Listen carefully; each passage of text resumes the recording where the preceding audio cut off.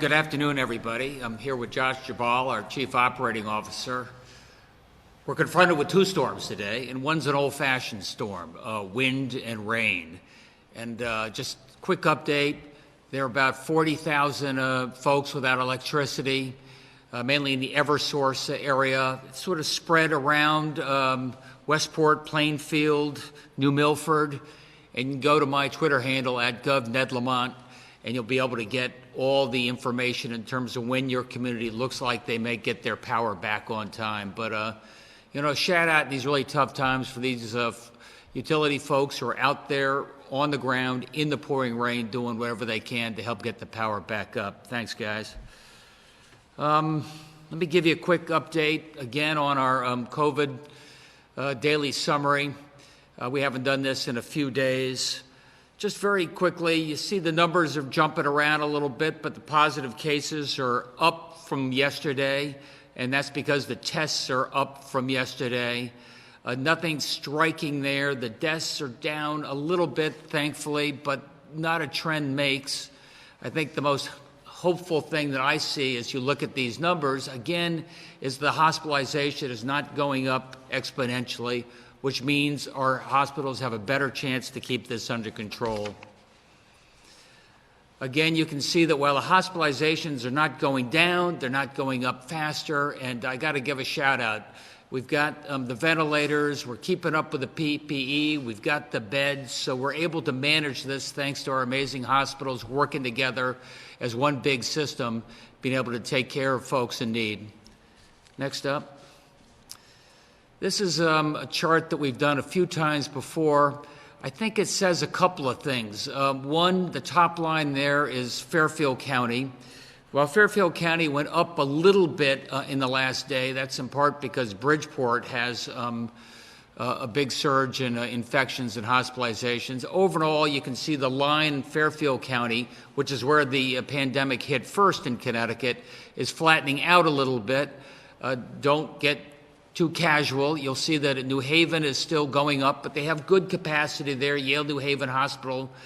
So we're well taken care of there. And Hartford still continues to go up in a consistent way, but not an exponential way. I want to spend a little more time on this chart if I could. I just think it's relevant, especially given the fact that we just announced a partnership with most of our regional governors here in the Northeast, including New York and Andrew Cuomo and Phil Murphy in New Jersey. And you say, why do you need this partnership? Because we worked together when it came to how we were going to slowly close things down and do everything we could with social distancing to limit the spread of the virus. And so far it looks like that social distancing is working. And it also makes sense if Cuomo is going to open his bars and restaurants at some point indeterminate in the future, we should probably be on the same path as New York and vice versa, I might say. That said, I understand that, look, all parts of the state in this region are very different, and we're going to act on our own. And that's what this chart tells you a little bit. It shows you that Connecticut, our statewide infection, is about 1/3 what it is in the New York City area, and about 1/2 of what it is in New Jersey. So as we put together our partnership, we've got a new advisory group I'm about to announce. This gives you some indication of how we think about these different regions. Again, you can see that Fairfield County is maybe half of what New York is, and then New Haven and Hartford a little bit less accordingly. I think New Haven and Hartford less than Fairfield because, we did the social distancing earlier there, relatively speaking. I'd like to think that is catching on. And secondly, it's just worth thinking about Fairfield County, New Haven, and Hartford County, all part of that I-95 Metro North corridor. And that's the other reason that I got together with my fellow governors, because we all share the same tri-state workforce. And we had Phil Murphy from New Jersey on the line, and all of his infections are in the greater New York City area as well. And for Cuomo, they're all moving out in the Long Island. So what we're all trying to do is celebrate the fact that our social distancing is maybe beginning to work. Let's say we're a week or so behind New York in terms of the effects of that, but also meant we are a week or so ahead of New York in getting our social distancing in place. And that also means that we have a better opportunity to make a difference in the future. I'd just like to say, maybe go back to that last graph if you could. What we're trying to do is deal with the public health crisis that is ongoing and continuing. I think you could see that from the lines as they continue to go up. At the same time, we think about the future, and we think about getting our state back to work in a thoughtful way that keeps us safe. And I am cautious when I say that because I see what's going on in Singapore and Hong Kong and Japan. We've been able to learn first time around when they first got into that, and now second time around is maybe they pulled back a little bit on the social distancing too soon, and you'll see the rate of infections going up in those same Asian countries where they were a few months ahead of us early on. You'll see that in Singapore, for example, infections are up 50%, and they've had to put in place much stricter social distancing a second time around. And that's no good for us. That's no good for the economy. That's no good for giving people hope. That's no good for getting this economy going again. You know, I think we went down and we're going to steadily go back up. But what I don't want to do is down and back up and then down again. And that's what I was talking about with my fellow governors. We think about a thoughtful way that we go about getting our state back to work. Look, I can tell you that you can see, if you remember from some of the other charts, that New London County and Litchfield County and Tolland, are much lower in terms of infection rate. And that's no reason to get complacent. That means that if we continue to go with our molecular testing, the testing that determines whether or not you're afflicted with COVID, we can get you quarantined and make sure the infection does not expand throughout those counties. We can do a much better job of keeping the infection rate low and allowing people to get back to work sooner. And it could be that in a place like Fairfield County, where the infection rate is not nearly what it is in, say, New York City, but is still dramatically higher than it is in the rest of the state, that there we'll focus on the antibody testing. That's the blood test. That's the test that says whether or not you've been infected by COVID and whether or not you maybe built up some of the antibodies that would mean you're more likely to be able to get back to work first. So that's what I'm working on with my fellow governors. And we also are going to be thinking about what are the communities that we target when we think about this testing. The obvious one, of course, is our first responders, starting with our nurses and docs. God bless you. Making sure you're safe, maybe making sure that you can get to work and stay at work and know that you're COVID-free. I think also about our most vulnerable populations. We've talked a lot about our folks in the nursing homes and do a better job of testing there. And Josh will be able to answer questions further about what we're doing and making sure you're quarantined in those nursing homes. And also we're opening up COVID-only nursing homes. And that would be a second priority for our testing. And I also think a lot about our big manufacturing facilities. Little distress that Electric Boat has had a fair number of infections over the last few days. Good news is that Kevin Rainey, the president, is now free and clear because he had been infected as well. What they're doing in terms of separating out the different shifts, they got the blue shift and the gold shift, I think it is, with a break in between so they can clean everything down. They're ramping up on the thermometers, ramping up on the testing. Those are areas, again, where I want to focus our testing. And that's what I'm collaborating with my fellow governors, but more importantly, what we're doing ourselves. And there I'd like to just take a minute to announce that we're going to have a Reopen Connecticut Advisory Board. And this is made up of the best and the brightest around the state, business as well as science. One familiar name is going to be co-chairperson of that board. That's Indra Nui.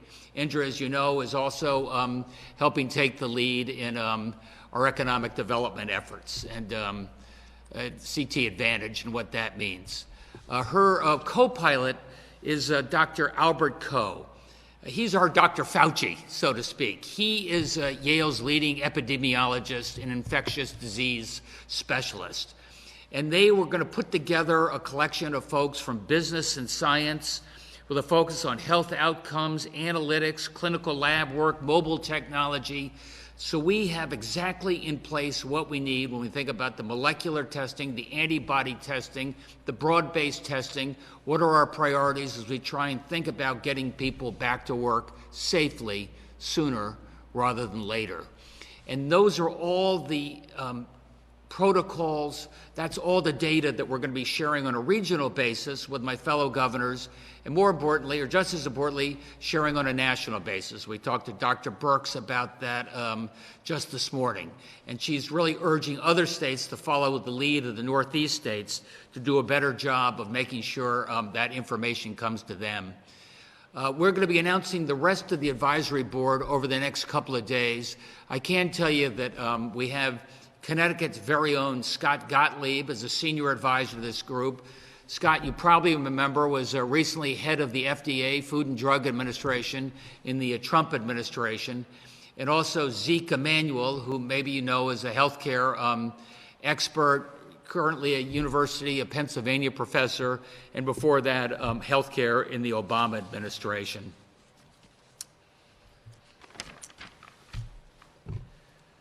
I'll just tell you a few other things that I'm thinking about right now is our protective gear. I've got some good news. Right now, the ventilator situation seems to be opening up. The feds are getting a lot of ventilators. We're receiving some ventilators.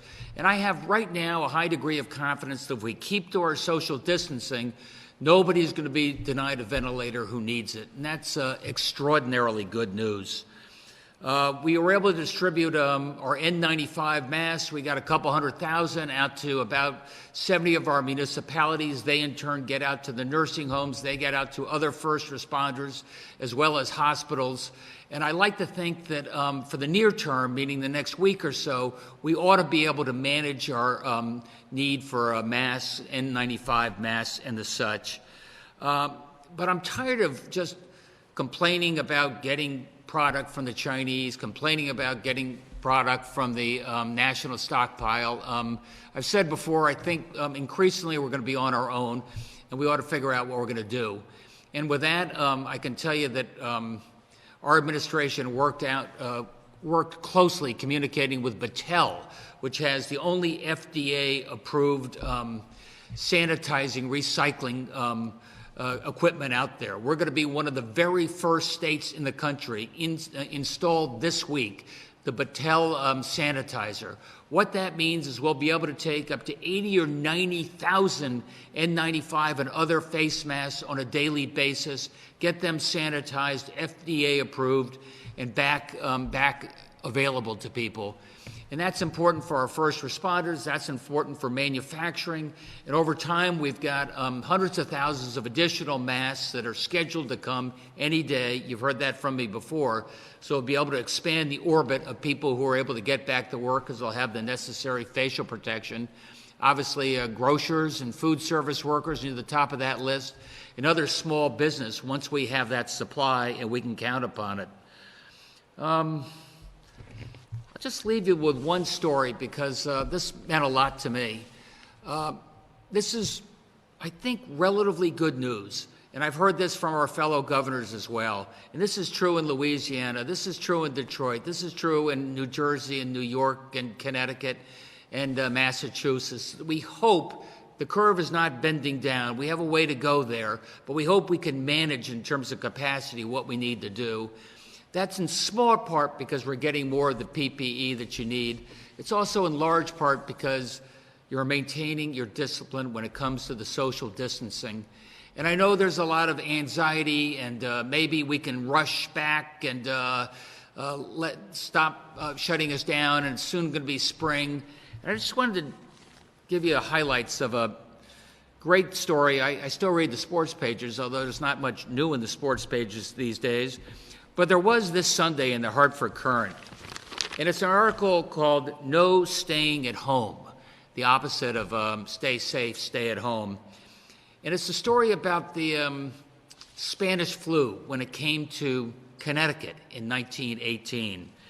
And the headline on September 21st, 1918 said, "The Spanish grip," that's what they called the Spanish flu, "has spread over the city. Estimated there are 500 cases that now are being treated in Hartford." 500 cases. They were warning people to be careful. But that very same day on the sports page of the Hartford Courant, it said, "Babe Ruth in Sunday game in Hartford." And they had already won the World Series. Babe Ruth was then with the Boston Red Sox, and they were doing a sort of an all-star cast. And they came back, and a few days later, 5,000 fans showed up at the Hartford baseball grounds, and they're all taking the trolleys there and cheering their hearts out for Babe Ruth in this game. And as you can imagine, the stay safe, stay at home mantra failed in Hartford.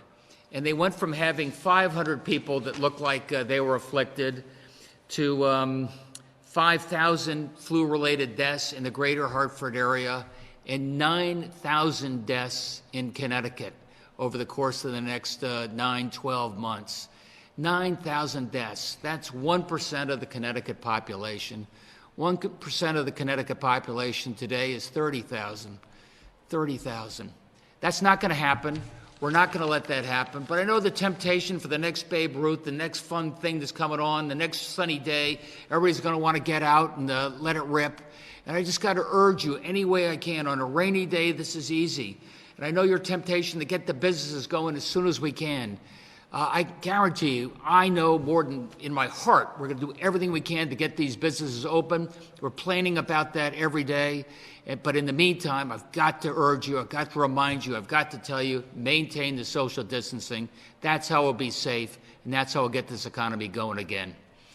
With that, Max, I'll see if there are any questions that either Josh or I can try and answer. We'll go first to CT News Junkie.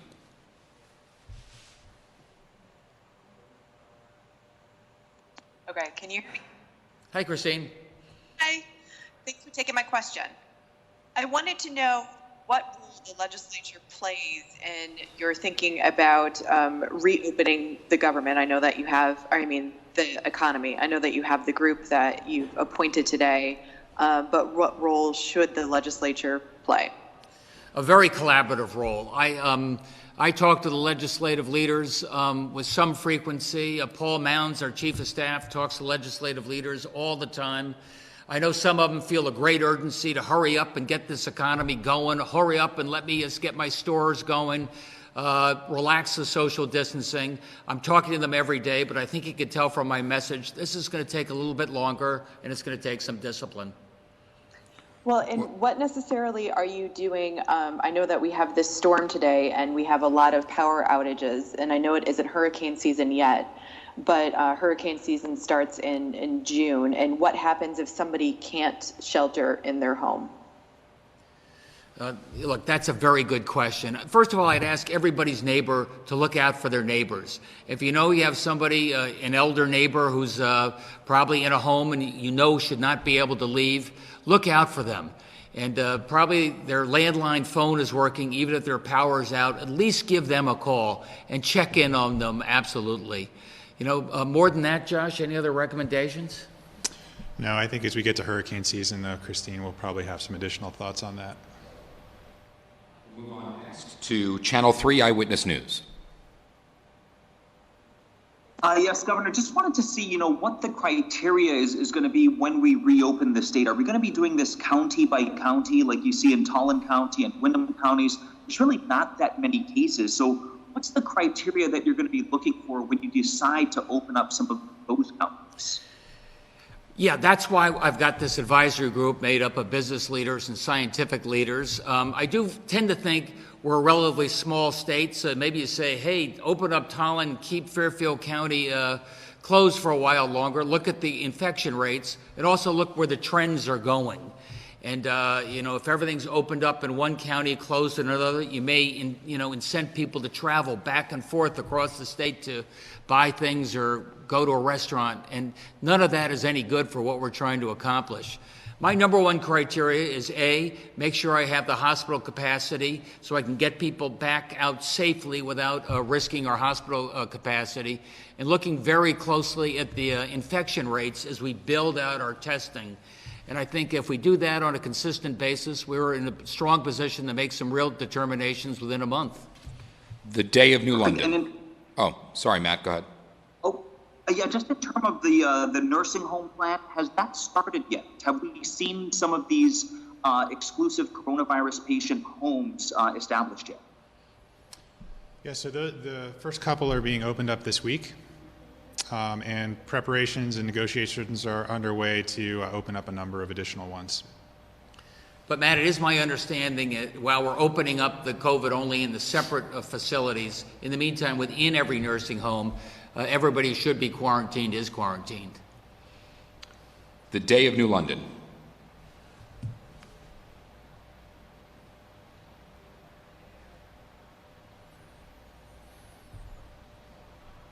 Move along next to Fox 61.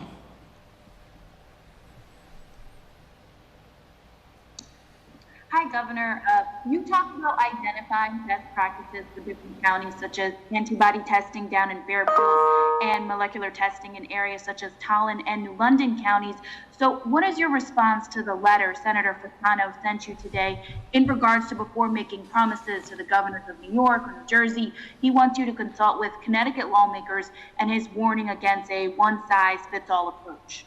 Well, there's obviously, as I just showed you, there's no one-size-fits all even within the state of Connecticut. And I'm going to rely upon the experts because, frankly, I'm a sociology major.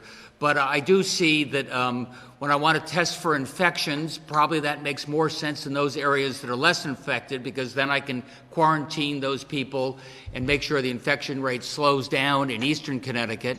And when I want to test for people who have already been infected, maybe, or in a better position to get back to work, that makes sense in those areas that have had a higher infection rate, like a Fairfield County. And I got to tell you that in New York, for example, they have some areas, everybody there is generally higher infection rates than we do, so they'll have a sort of a different set of criterion. What's important, though, is that we share the data and we share what our protocols are, and we work together in terms of our social distancing mandates going forward. Well, And during the 2 p.m. call, Governor Cuomo invited other states to join this task force. How do you feel about nearby Massachusetts not being a part of this conversation? Or is it not as much as a concern, since the highest amount of COVID-19 cases is in the southern part of our state? No, I very much wanted Charlie Baker to be part of this. I'll give him a call. I didn't have a chance to talk to him about it today. He's definitely invited. We definitely want him there. We share a big border with Massachusetts. It's important we collaborate. move along next to the day of New London. Hi, Governor. I wanted to ask in connection with these PPE distribution centers that are just opening this week, I guess, around the state.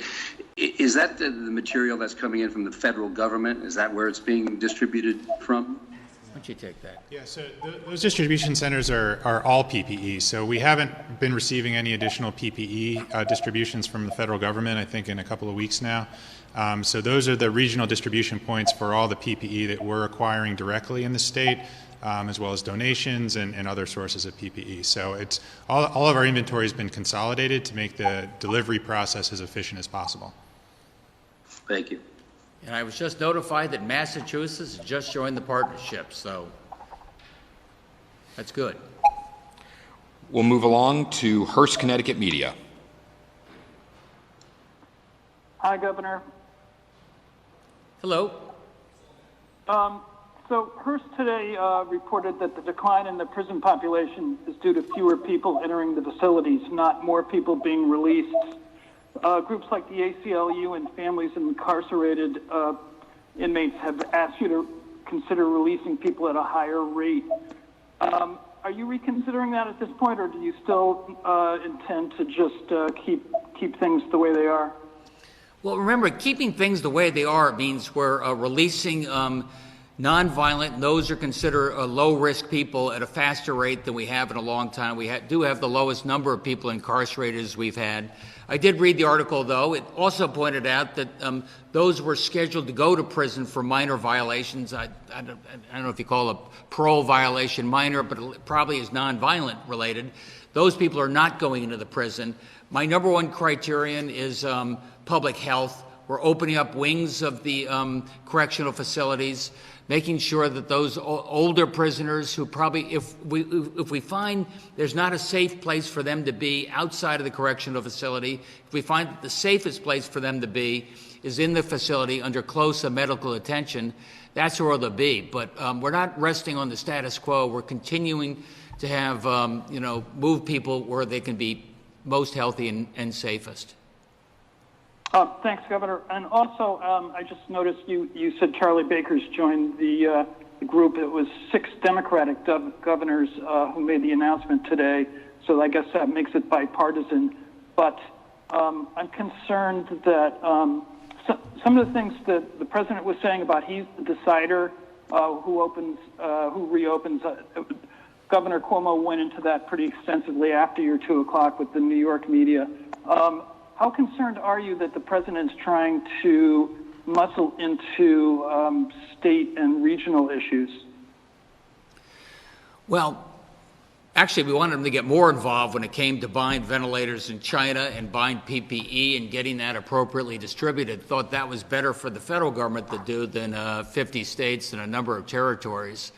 But I think he's been generally clear, and just as importantly, his COVID task force is always asking the governors what their priorities are, how we're thinking about getting things reopened. So I don't really think they're going to try and mandate a one-size-fits-all, as it was referred to previously, for all 50 states. We're in very different situations, and we're all going to address the slow reopening of our states in a thoughtful way, each state being a little bit different. And finally, Governor, thanks. Your trio with Ms. Newey and the Commissioner Coleman Mitchell and Paul Mounds, is that like a co-equal 3 people? How are they going to relate to the larger group? Well, it's Indra Newey, who's broadly there representing the business community. Lots of feedback from small as well as large business all over the state.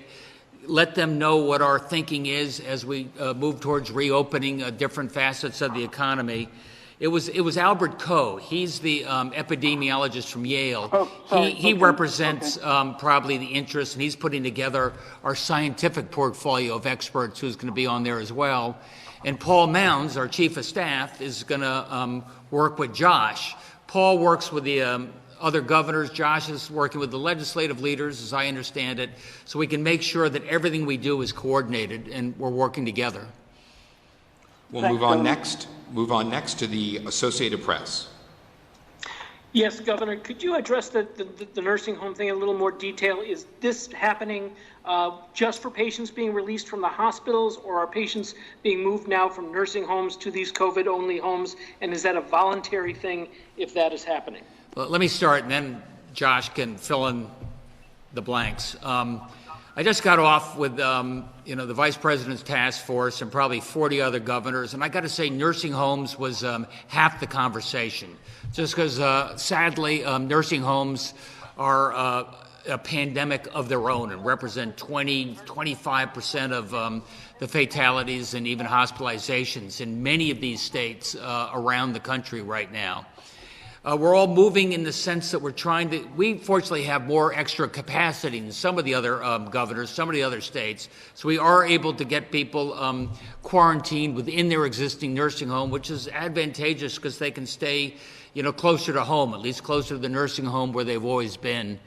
I was intrigued talking to some of the other governors about how they're setting up FaceTime and Zoom and helping their parents or grandparents in the nursing home better use the technology so they can communicate going forward. And Josh, you want to talk about the new homes? Yeah, so the recovery centers that we're standing up, as you point out, will be primarily a location for patients that are being discharged from our acute care hospitals who are don't need that level of care any longer, but are not yet either completely recovered or ready to go back to where they had come from.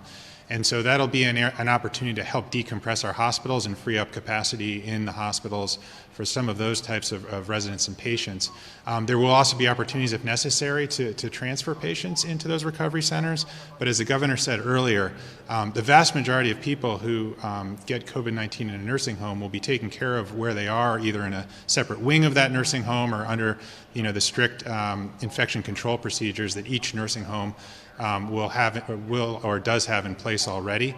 So we don't anticipate many, if any, involuntary moves, but we're working with all of our nursing homes to ensure they each have the appropriate precautions in place. Thanks. So a follow-up on beds. Can you update us on the capacity in hospitals for COVID? We've seen a lot of National Guard activity putting up these beds. Are any of these being used at this point? How many beds do you anticipate now that we'll need? Is that less than before? And do you anticipate any problems with that? And are any of them being used now? Sure. So we're now over 1,800 beds of surge capacity outside of our hospitals that have been set up. None of that capacity is in use at this time. It is all there in case we need it. However, even within the four walls of our existing acute care hospitals, we still have, on a statewide basis, about a third of our beds unoccupied, significant number of ICU beds, a significant number of decompression rooms, so negative pressure rooms. So our hospital system is coping well. Certainly in Lower Fairfield County and some of the hospitals down there, it is quite active still, but the teams are doing a great job. And on a statewide basis, we still have a significant amount of unused hospital bed capacity. If everyone on the line could please mute their devices. Please mute your devices. Thank you. We'll move along next to Boceto Media. Hi, this is Marika Hawaringa. I'm also represented at Review newspaper today. And Governor Lamont, your administration is talking about slowly reopening the economy, and considering that Latinos are the second biggest minority in Connecticut and in a disadvantage for a racial disparity, what has your administration done so far to inform that immigrant community about COVID-19 prevention and resources in their language? Thank you. That was a question you heard about. In particular, what are we doing for the immigrant community when it comes to COVID-19 and helping them get back and helping them make sure they get the health care they need? Two things. One, we work very closely with our congressional delegation to make sure that nobody, regardless of documentation status, is denied the health care that they need. That is the right thing to do for those people. That's the right thing to do for our community. The other thing that was really important to me was we get the faster test sequencing coming in, more testing available, the 15-minute Abbott lab test, focus on a couple of our cities that are most afflicted to make sure that nobody is left behind in terms of that testing capacity. So Stamford and then New Haven will be our first two up and operating in terms of the 15-minute test, before the end of this week. So I want to make sure that everybody knows that they can be tested safely, and they can get health care if they need it.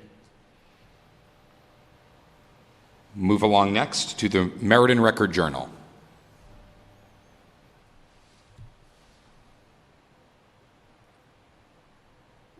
Hi, can you hear me? Yes, we can.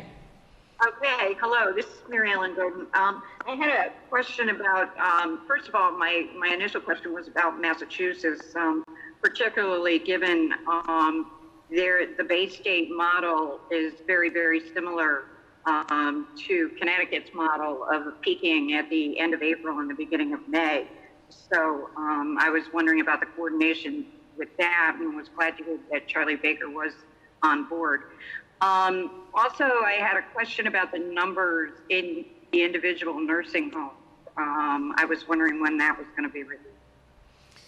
I'll take the first one, and Josh can, he's our PhD in nursing homes. I just want to say I've got a strong relationship with Governor Baker in Massachusetts and Governor Raimondo. Obviously, we did a lot with Cuomo just early on, given the nature of the pandemic, southern Connecticut, New York City. Up in the eastern part of the state, electric boat. They're on both sides of the border, Rhode Island and eastern Connecticut, New London. So I'm working closely with Gina there. When it comes to Charlie Baker, he comes out of the world of healthcare. So he is one of the people we listen to during the governor's calls. In particular, when I was referring to some of the innovations as regards to nursing homes, we're following closely the Massachusetts model as well. So I'm particularly happy that he is part of our partnership.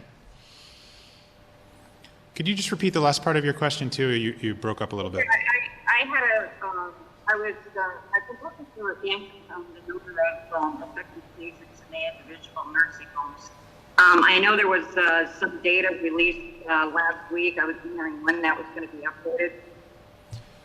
Sure. Well, we'll have in our nightly metrics report our standard nursing home reporting data. What that will show is we're now at almost 50% of our 250 nursing homes. 107 of our nursing homes have at least one confirmed COVID infection. So, remember Dr. Carter probably a month and a half or 2 months ago reminded us that in a normal year, the standard flu, influenza, will have an outbreak in about half of our nursing homes each year. And we don't typically talk about it, but that's the nature of the challenge with this very at-risk population. And so we're there now with COVID-19, and we're obviously taking all the actions and working very closely with our nursing home partners to try to contain those infections as much as possible.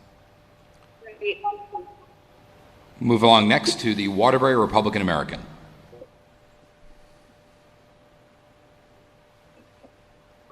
Thanks, Max.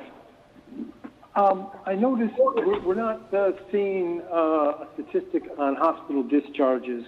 Why not? Is that going to be a regular or a periodically reported statistic? Yeah, I think we reported that on Thursday or Friday. I mean, we can include that more often if that's helpful. We're capturing that data every day. I don't think you're going to see a significant change in the trend line kind of day to day, but we can share that data as needed, Paul. And what about I thought there was going to start to be reporting on the number of positive tests, hospitalizations, and deaths per nursing home. I thought that was going to be part of the daily updates too. When can we expect to see that information presented on a daily basis? Yes, we're working on that. We had hoped to have that in the package for today. There's still some more scrubbing that needs to be done. It's obviously very sensitive data. We want to make sure we get it perfectly accurate before we release it, and hopefully that's coming out tomorrow. Move on next. Oh, sorry. Go ahead, Paul. Well, what sort of legal advice have you gotten, Governor, regarding interstate cooperation and coordination? Obviously, there's been some concern expressed earlier, particularly from some Republican legislative leaders, about what you're doing and whether or not you might be going too far.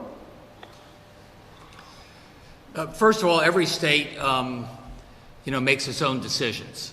That said, I think we're much better off when I use information, share information with my fellow governors. I think we're much better off when we all bring our best experts to the table so they can share information as well.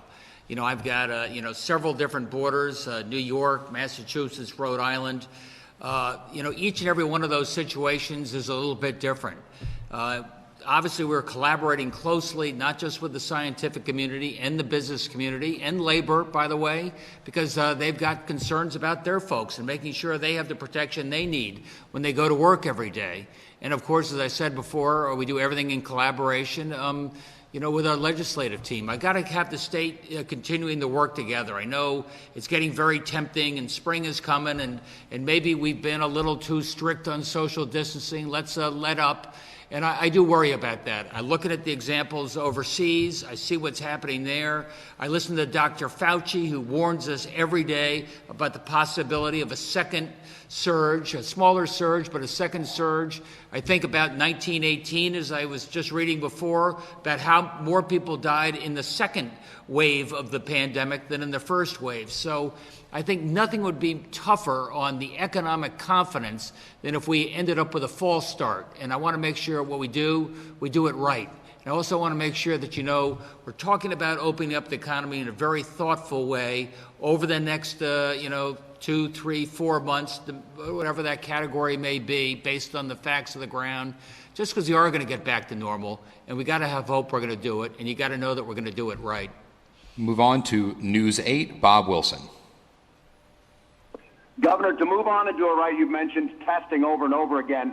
where do we stand with molecular testing, antibody testing, broad-based testing? I know we talked to St. Francis Hospital, Trinity Healthcare last week. They're having long lines. They just got approved to do their own lab. Where are we in testing, and how, as Dr. Carter says, we have to find a way to screen the entire state? How do you do that?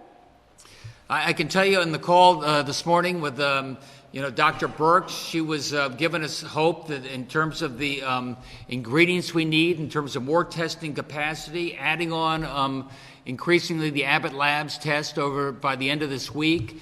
We've got a couple of new private labs that are going to ramping up. You'll see a lot more of what you call the molecular testing, which is we can see whether you're infected or not. I think we're supposed to get a green light from the federal government later this week in terms of those labs, those companies that are certified for the antibody testing. That's the testing that determines whether you have been infected in the past. And let's face it, we've only tested, 10, 20, 30% of the people who have been infected. And especially in areas of the state like Southern Connecticut, that'll give us a much better indicator of who is safe to get back to work first. Move on. How are we doing on swabs and materials? And then I had a follow-up about caseworkers. Okay. Swabs and materials, I can tell you they gave us indication today. We're going to find out very soon about Q-tips or things like Q-tips with saline solution, which would obviously greatly augment our ability to do those molecular tests, the nose swab and the such. And I think we're going to get the green light on that within a few days. And finally, in Massachusetts, you were talking with them last week about 1,000 caseworkers to kind of track the virus so that afterwards, if somebody's infected, you can go back and quarantine the rest of the people. What is Connecticut doing? Are you going to have these so-called virus trackers? We're certainly thinking about that. That's something that our advisory group's going to be looking at. You can do that with human capital. As you said, Massachusetts is trying to hire 1,000 monitors to go out and track those people who were found to be infected, see if we can trace back, see who else they may have been contacted with. They're also looking at a number of the social media companies. You probably saw that Apple and Google are putting together a platform, a search engine that would hopefully accomplish some of the same electronically. We got to get on that pretty fast, Bob. Move on next to the Connecticut Mirror. Hi, Governor. I'd like to follow up on the testing question. To what extent will the state be relying on the availability of antibody testing to make the decision on easing restrictions? I think the antibody testing, we are going to have the chairman of our advisory board online, very soon, as soon as they get their ducks in order and get all the rest of the staff appointed. And they'd be probably the best people to ask. But to your specific question, we're going to be looking at the antibody testing in terms of the percentage of people in those infected areas that have developed the antibodies. If that's a significant percentage of the people that can get back to work, that will ramp things up on a faster basis. Probably the most vulnerable, the elderly, those with pre-existing conditions, will have to be self-quarantined or isolated a lot longer. And again, the molecular testing, are you infected or not, would probably be more used in the other parts of the states for reasons I described before. Well, the Governor, one of the reasons I asked that question is trying to get a sense of the extent to which Connecticut will be relying on something that isn't exactly available right now. What is your latest information about how soon that test will be available, how widespread that test will be available? I think you're going to see it widely available as soon as this week. We have done, Paz, hundreds of antibody tests already in this state. So it's right now we're looking for the final FDA approvals and those which the federal government lead us towards in terms of a more broad-based testing. And I think it will be very broad-based. Okay, just one quick thing I wanted to clarify. Albert Coe and Indra Nui, are they both running the Connecticut Recovery Group as well as serving as Connecticut's representatives with Paul Mounds to the regional one? Yes. Thank you, sir. Move on to the Hartford Courant. Governor, hello. Also on the testing issue, you had mentioned a company in Stamford called Semaphore, I believe. and they were going to greatly increase the testing capacity, processing up to 6,000 tests a week. But lately we're told they're only doing 50 to 100 a day because they don't have enough samples. Are you concerned at all that the issue is one of sample collection and not processing? You got it, Jeff. Yeah, you're right, Chris. And we're talking to them every day, trying to work with our procurement team to source additional sample collection kits. But you're right that is the limiting factor as they get ramped up right now, and they're in discussions with a number of hospitals around the state who may have access to additional sample collection kits. And then some of the new technologies, the new sample collection approaches the governor just alluded to, can potentially help. They're also working on some creative sourcing ideas about how to get some of their own sample collection kits. So we're attacking that from a number of different angles to help them get ramped up, and they're eager to do so. And also, Governor, I just have one question on how quickly do you expect your task force to move? In other words, I would assume Governor Cuomo had mentioned a matter of weeks. Well, what kind of a time frame, not particularly the time frame of when everything would be reopened, but how quickly your task force will have recommendations? Oh, I want an action plan, and I want an action plan as soon as I can. Let's say how we can do some preliminary testing within a few weeks. I think it's time for us to get this show on the road. I don't want an academic analytical exercise. I want an action plan to go forward. And they've got best practices from other states. At least they can compare notes with experts, so we know we can fact check what we're trying to do. But I think it's a time for us to get going on this, and testing is going to be a big part of helping our decision-making about opening up the economy. Move on to WTIC 1080 Radio. Good afternoon. Hello. Can you hear me? Hey. I guess it's group of 7 now, after it was group of 6 earlier today, now that Massachusetts is on. Is this a response to the federal government pretty much with a statement this morning claiming more power over this and power over the states? Look, I spend most of my time with the COVID task force led by Vice President Pence and, as I mentioned, Birx and Fauci, and that's the team that I really do my interface with. They welcome the fact that the Northeast states are taking the lead on this collaborative process. They urged other states in the country, and they're beginning to do this already, to think in terms of a collaborative effort as well. And they're going to be putting together their own national group to help at least give our states guidelines in terms of testing and other protocols so we can better consolidate what we're trying to do. Does the group of 7 have a better name than the group of 7 yet? That's we'll take ideas. Send me your ideas. You got it. I think with that, everybody, thank you very much, and I hope you had a good, brief holiday season with your family.